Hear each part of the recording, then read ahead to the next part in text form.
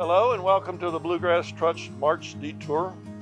My name is Brutus Clay and I welcome you to my house called Auvergne, a house and a farm that's been in the family since 1783.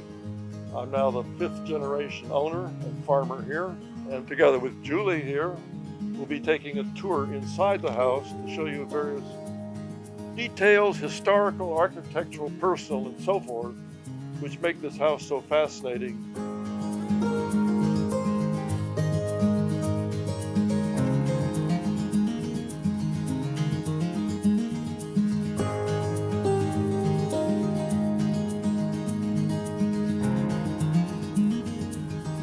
To me, this is one of my very favorite places in central Kentucky. It's wonderful for a number of reasons. It is remarkably intact, and a lot of that has to do with the fact that it's been in the same family since the property was acquired and began to be developed back in the late 18th century. There are a wonderful array of buildings surviving, of the entire agricultural landscape surviving. And so seeing this with a detour, I think, is going to be a real special treat.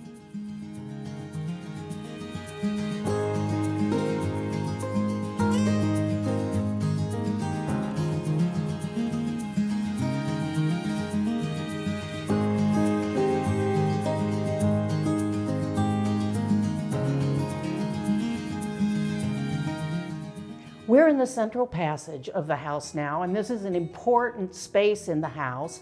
It's central to a 4-room floor plan that is arranged 2 rooms on each side of the passage, one behind the other. There are a parlor and a library now, and a dining room behind it. And this plan had been in use in the American colonies since the early 18th century, earlier in England and on the continent. And what's really interesting about this plan is in America, its use and its ornamentation kind of changes over time.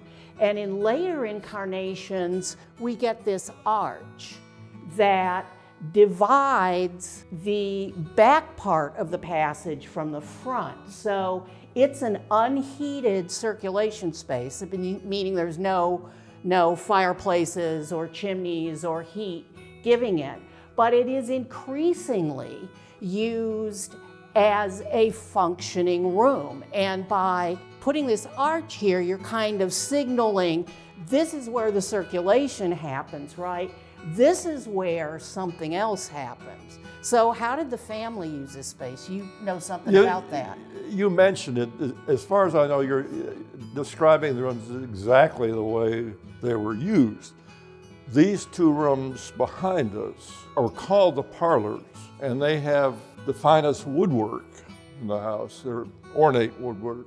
Interesting, there were doors separating the parlors, and the back parlor was actually Brutus's bedroom. But the hall is a straight shot out the back door. And if you have both of them open, you can stand way back there and see people coming down the hill. And that made this space here a critical living space.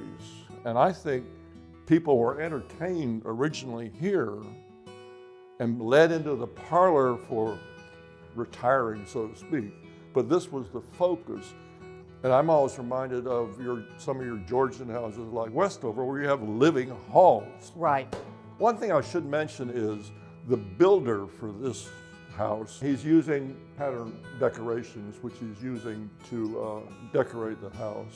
So he's got access to architectural pattern books, and he's seeing ornamental motifs there, and then and he knows executing the them. style because Right. he's followed very closely. And he knows his clients. And I have to add this house is the last stand of the pointless screw. The pointless screw. Screws didn't have points until after 1840. And this house is put together with screws. 1837. No points. Yep. And as a matter of fact, it's built the same year that Victoria ascends to the throne of England, and the locks are all marked in honor of her predecessor, King William. There's one other thing I want to mention about central passages, because on large agricultural estates in the South, there is in general kind of what we can see in the landscape and inside the house is a series of barriers to access. And so this room, this front of the central passage, would have been a reception area. Some people would never have made it into a parlor or the library, much less the dining room, or certainly not upstairs, right? They were asked to wait here until the master or mistress or a member of the family could come and meet them. But that's another important use of this space as a receiving room. It's interesting that Brutus's mother said, when you build a house, don't build a big, huge house out in the country because you'll never fill it with guests and it'll get full of cobwebs. Well, as a matter of fact, it was about a mile to the nearest road when the house was built. Brutus had no problem filling it with guests. He had 5 kids. Kinfolk were always coming to stay for weeks at a time, so forth. So it was a busy place, although it was big.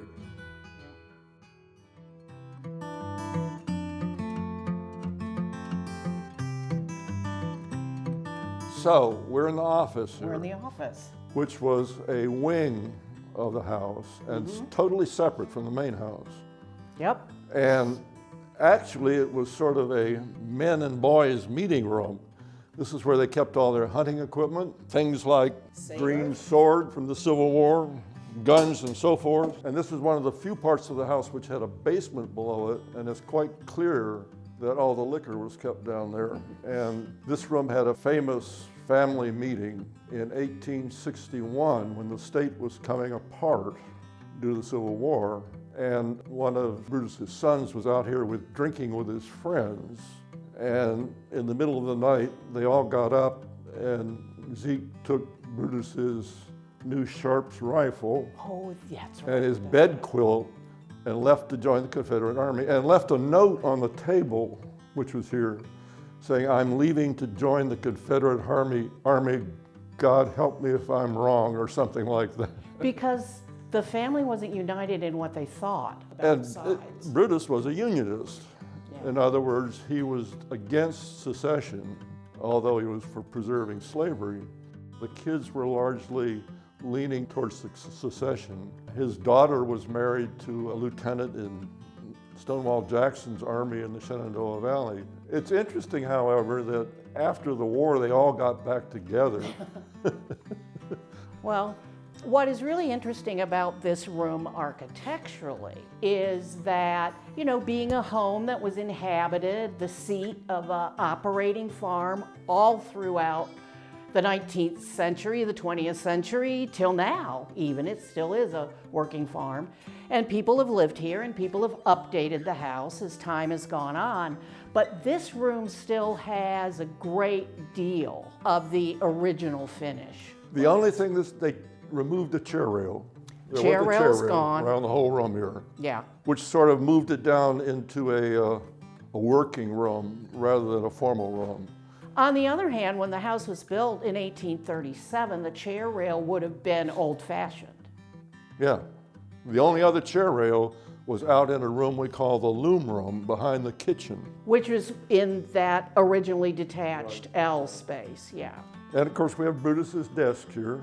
It's full of government documents reflecting the fact that he was a United States congressman from 1863 to 1865, although he was a slave owner. He remained a firm supporter of the Union, and Lincoln worked very hard to keep the Unionists. He said, if I lose Kentucky, I lose it all. I lose the Union, yep.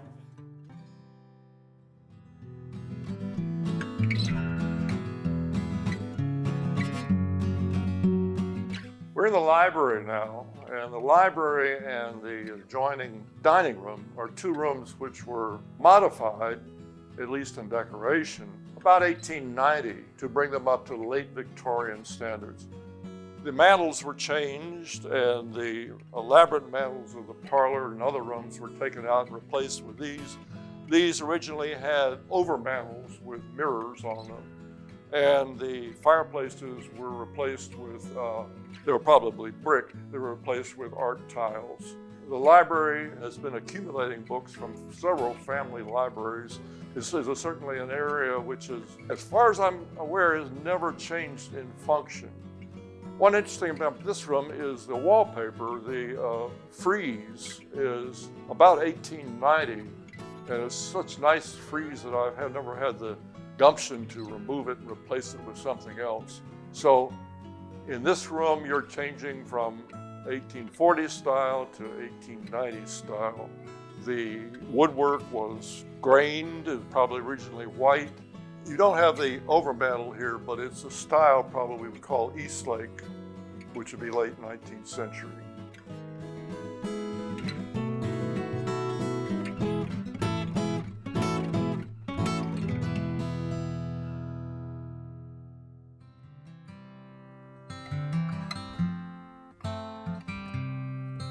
And this is the dining room. It's the northwest corner of the main block of the house. Always sort of a dark room, I always thought, but always the dining room. It closely connects to the service corridor leading to the kitchen. The library, like the dining room here, are the two rooms that were modified from their original 1840s decoration by replacing the mantels with essentially Eastlake mantels with over mantels, art tiles, and so forth. It was a room, I remember, of family meetings which were loaded with angst. And there's a classic one I'll recount to you. When Brutus's son, who joined the Confederate Army, came back with the Confederate invasion in 1862, he stopped by for supper. His father was out of town and got into a tremendous argument with his mother sitting around the dining room table, and finally got up and stormed out and said, "All I want is a fresh horse and a gun. I'm leaving." That estrangement from the family didn't last that long, but I think it was stimulated by the dismal darkness of the dining room here.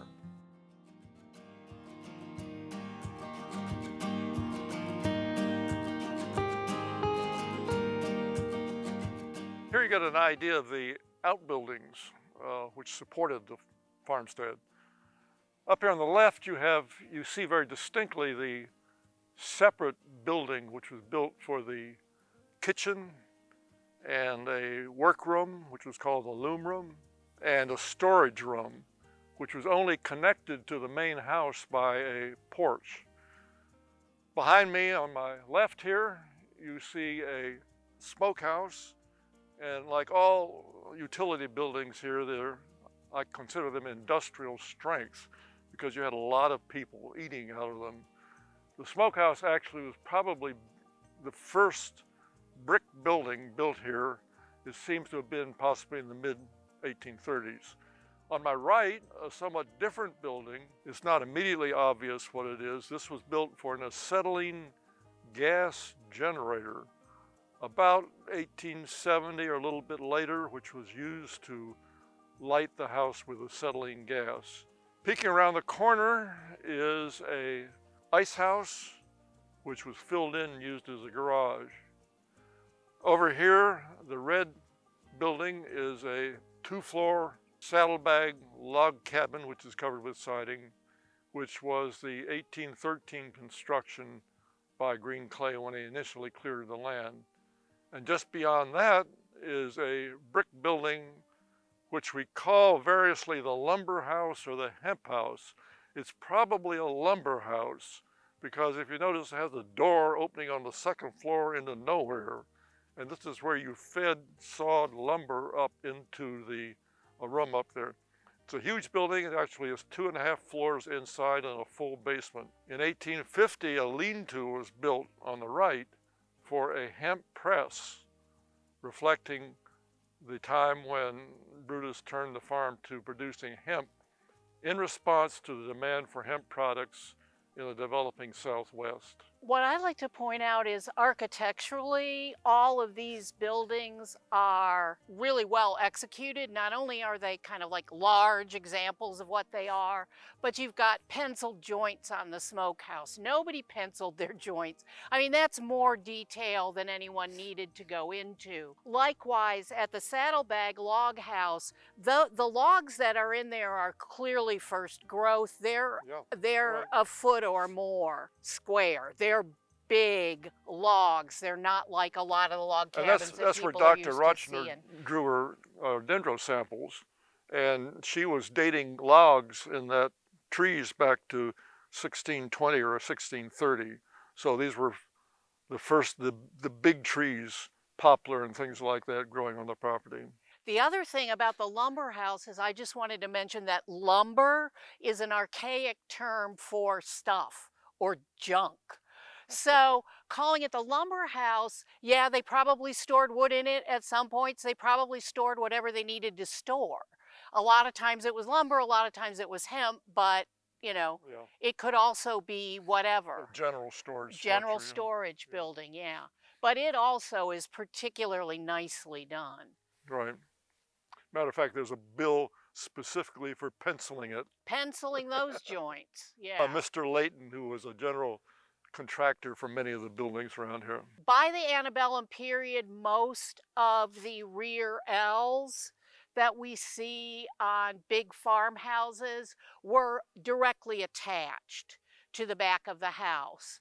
This one was initially, when the house was built in 1837, initially built separate. Connecting them where the porch is now was just a stone flagged walkway, kind of. It's almost like, it would have almost been like a very narrow patio. And then you have various domestic activities that were occurring. As Burley mentioned, the loom room or the kitchen in closest to the house, the loom room behind it, a storage room behind it, workspace underneath. Probably a lot of these spaces, also some of the people that Brutus Clay enslaved slept there. Right. Yeah.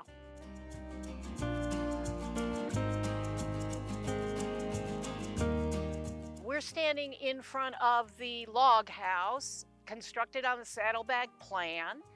It was the first dwelling put on the property. You said 1813. 1813, right. By Green Clay's tenants. And for quite some time, it was an overseer's house.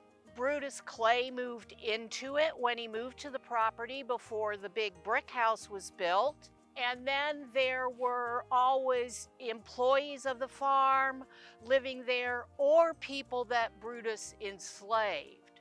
So enslaved people probably lived in a number of different locations on this farm.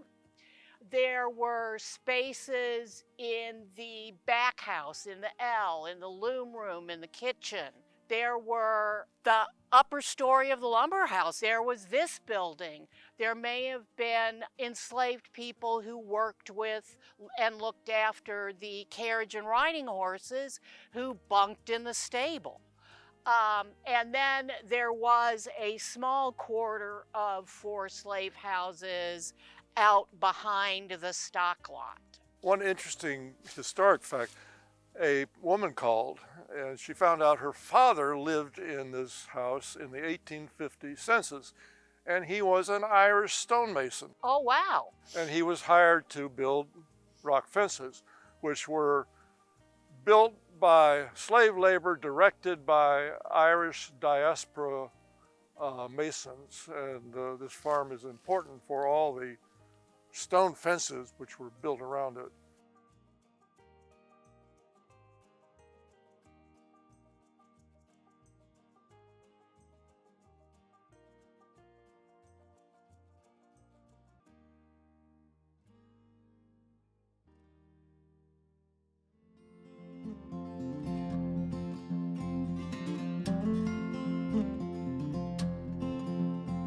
We're at the cutting up barn right now, and cutting up was, I think a name that the family used for this barn, which is really a threshing and milling barn. It was a relatively early example of one of these kinds of buildings. It is constructed of very heavy timber frame.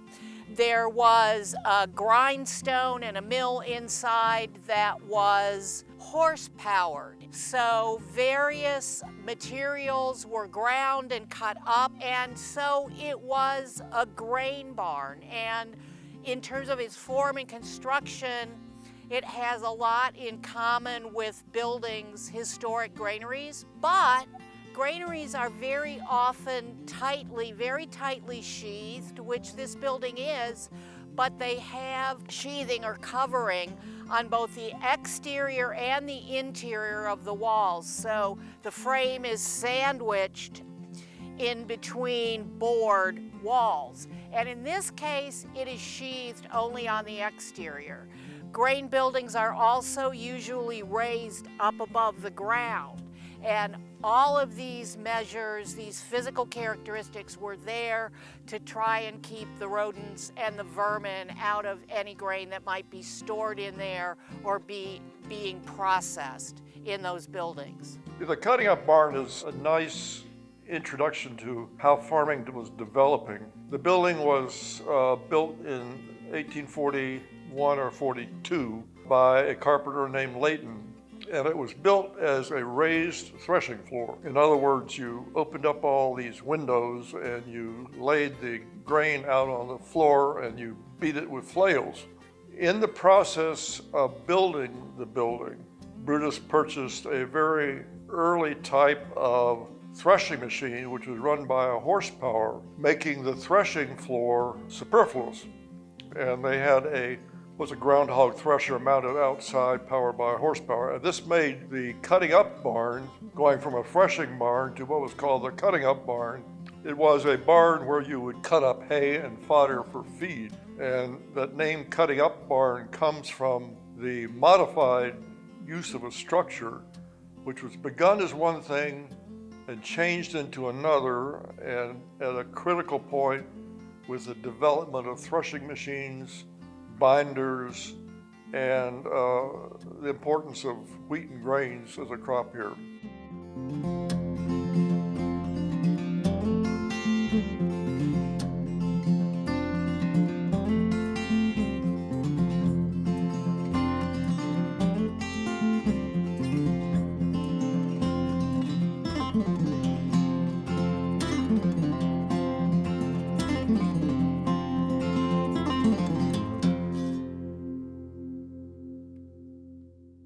Thank you for joining us and for participating in this detour for the month of March.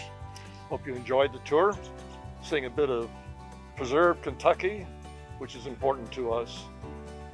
If you'd like to learn more about the Bluegrass Trust, about detours, about future events like this, you can go to the Bluegrass Trust's website at www.bluegrasstrust.org.